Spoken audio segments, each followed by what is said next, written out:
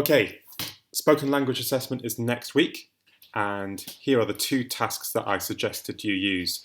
You may be looking at the Power and Conflict poetry anthology, or the poem Remains, and looking at one of the themes from that poem. You've had Christmas to prepare. Here's just a quick reminder of what's expected, and also some structuring advice. Looking for some sophisticated vocabulary, organise your speech. Maybe you want to use some gestures to help organise and guide your listeners. Engage your audience with some interactive elements, maybe some questions, maybe some rhetorical devices, and also speak clearly. Hopefully I will do that today. Before I give you an example of a speech, I want to go through the structure. This structure you may want to apply to question 5 in the paper 2 language. Most important thing to have in your mind when you're planning that piece of writing, or when you're doing your speech, is to have a main argument or hypothesis. Your speech needs to be creating some sense of debate so that your questioners, the people in the audience, challenge you and you can defend what you're trying to say. So before I start my speech, here's the structure I'd advise you use in your paper 2 question 5. Start with an anecdote, a personal story to engage, maybe some use of humour. A pivot paragraph, a short paragraph which changes from the personal to the more formal. An organising sentence, nicknamed by me as a magic sentence. This organises the next 3 points, your main 3 arguments. Offer a counter-argument to show that you can offer some balanced ideas, and also use a contrasting connective. And finally, your conclusion. Link it back to your anecdote to show you can use a circular structure, and again, return to some element of humour. Going to try and give you a very short presentation. Let's see how this goes. This is what you're aiming for on Monday or Wednesday next week. So my brother-in-law is in the army. He's an officer, and this means he has to wear some strange clothes like this. So he wears a kilt, a strange red jacket, and a bow tie, and that hairy pouch, that's called a sporran. So you might think a person who has to wear clothes like that, you might be a bit strange. And we do question my brother-in-law's sanity from time to time.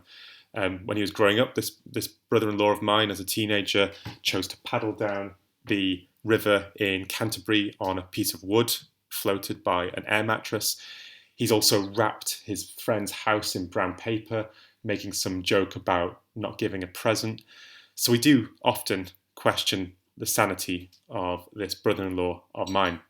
More seriously though, as an officer, he's responsible for his corporal's well-being, and he shares his concerns about the mental health of many of his soldiers. These concerns were brought to the forefront of my mind when I was rereading the poem Remains by Simon Armitage. This poem tells us of a speaker who's a soldier in the army in Iraq and suffers reoccurrences of trauma.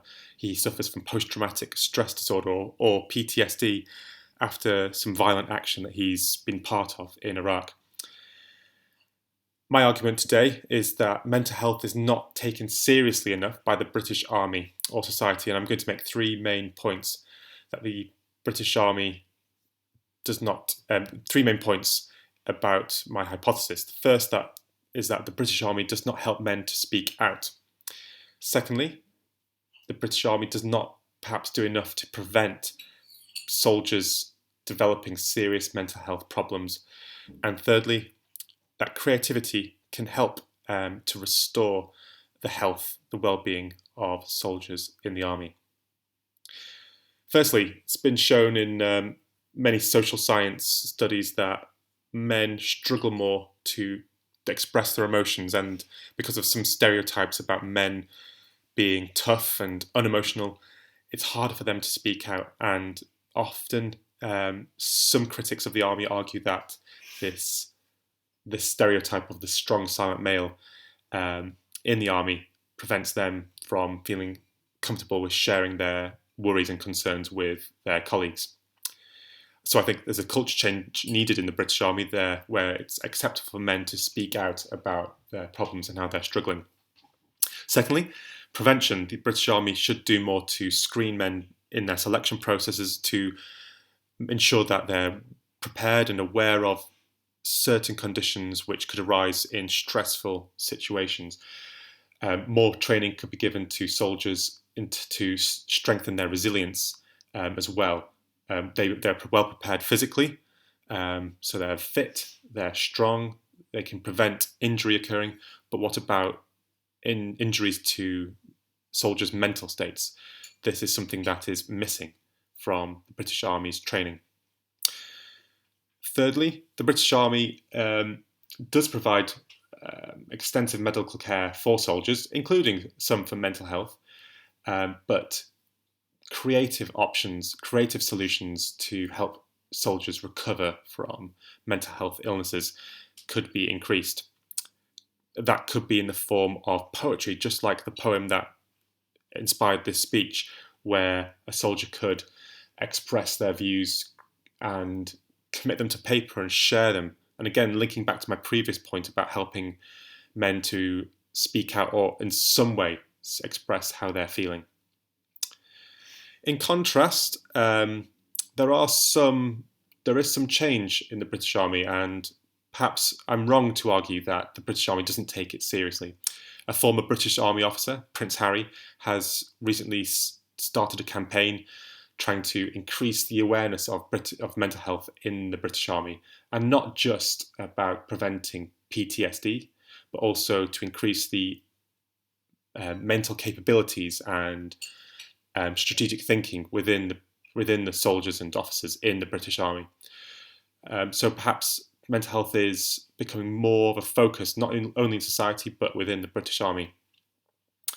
However, it is still my view that it is still a taboo subject amongst many soldiers within the British Army, and that there's not enough to prevent some instances of mental health taking hold in some soldiers' minds.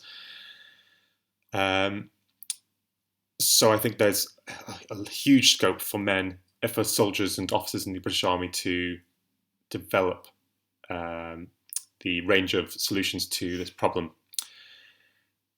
And maybe if mental health was more of a focus within the British Army, then my brother-in-law wouldn't have so many concerns about his soldiers. And also, we'd be able to support him in his future pranks to make sure that we don't question his sanity when it comes to wrapping some friend's house in brown paper or paddling down a river on a self-made raft. Right, that was my presentation. Didn't plan it very well. Well, I did plan it well, but I didn't rehearse it well enough, and you could see towards the end there I was hesitating. I was struggling to think of my final points. So what you need to do is you may need to start speaking to yourself at home, just like I'm speaking to myself now as I'm recording, and ensuring that you've prepared your speech and you have these points in front of you. Now I'm looking at these bullet points. They really help me in speaking. I did not write it out though, and that's important for this presentation. Don't write it out, because otherwise you're just reading. You need to be speaking. It's a presentation, it's spoken language, so it needs to be natural. I had some times when I was pausing or repeating myself. That's natural, and that won't hamper your grade too much. But what you do need to do is organise your speech and try and use some sophisticated vocabulary. What would help me is not only to rehearse, but also to have an audience and have some questions asked so I could respond and be challenged on this hypothesis of mine. I hope this helps. Happy preparing over this weekend, and I look forward to hearing your presentations next week.